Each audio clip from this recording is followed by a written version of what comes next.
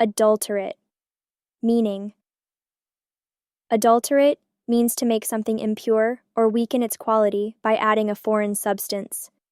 This often refers to products, especially food or drinks, being contaminated with harmful or inferior ingredients.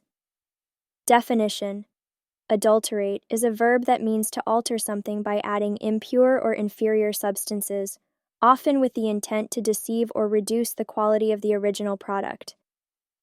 Examples in sentences. 1. The company was fined for trying to adulterate their food products with cheap chemicals.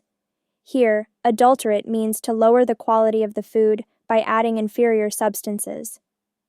2. He was caught trying to adulterate the wine with water to increase his profits. In this sentence, adulterate refers to diluting the wine with water to reduce its quality. Usage: adulterate is commonly used in the context of food, beverages, or even medicines, where substances are intentionally diluted or contaminated to increase quantity at the cost of quality. English practice.